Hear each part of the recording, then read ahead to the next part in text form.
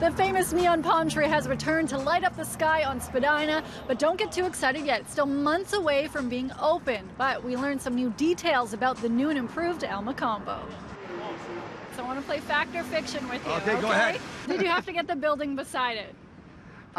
You know, it just came fortuitously, and the gentleman who had the hot dog place before had somewhere else that he wanted to move to. So I figured, you know, since I'm going to do it, I'll take it a little bit earlier than I thought, but it's going to work out really great. Whether it's going to be part of the El Mocambo or a channel partner is going to have a clothing store, or maybe it's going to be something that's going to have some other benefits to the store, but it'll definitely be something that we're going to select to be a part of that whole kind of theme here. When I spoke to you about a year ago, there was rumors that you might build a recording studio in there. Is that still possible? Okay.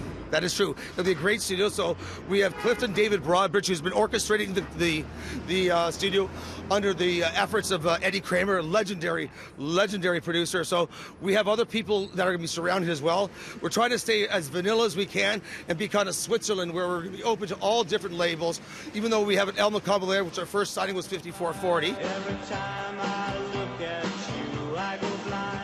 5440 used to play at the El Mocambo a lot back in the day, and when Michael Weckerly started the record label, he didn't really want anybody except for 5440. But I think it's really cool that that venue could be the recording studio, so you can go in there, you can actually record a live record in there and mix and master it upstairs and then just re-release it and release it downstairs. I think it's an amazing opportunity for bands to get your one-stop shop at the record label. And one more little thing I might have heard is that you possibly would record live concerts in here. Yes, we will, and stream live concerts. Now, as for the original sign, it will be split in two and on both sides of the stage. Just ahead on City News, the legendary band they're hoping will perform at the grand opening of the El Mocambo.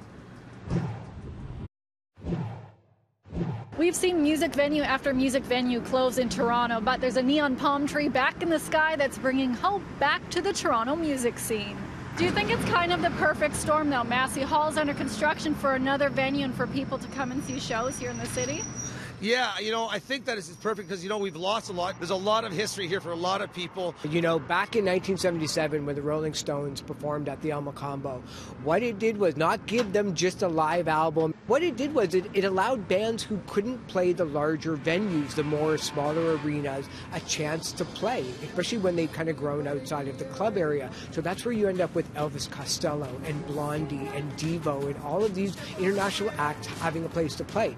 In a city like Toronto, we kind of miss a venue now that can hold 500 to 600 people, and that's exactly what the El Mocambo does, and especially one that's still standing and still historic as the El Mocambo. It means something to be able to play there.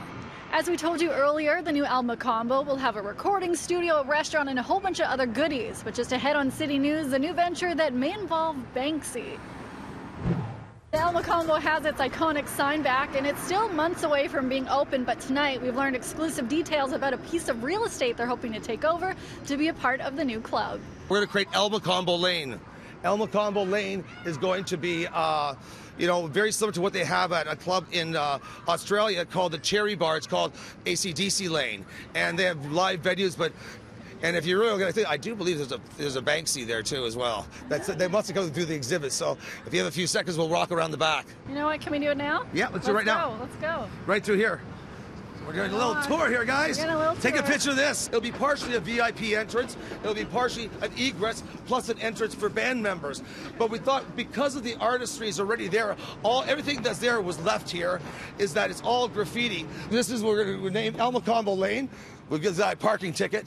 Yeah. But if you can see here, this is all of it here, so it's kind of a cool vibe as you walk down. This is the back. It'll be all covered up with graffiti.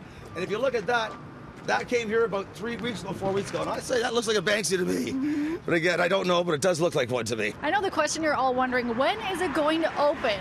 Well, they're hoping for April of 2019, and the band they're hoping that does the grand opening is the legendary Rolling Stones. You may think that's far-fetched, but the Stones are rumored to be going on a North American tour in 2019. And after all, they did perform Love You Live, that live album back in 1977 in the El Mocambo.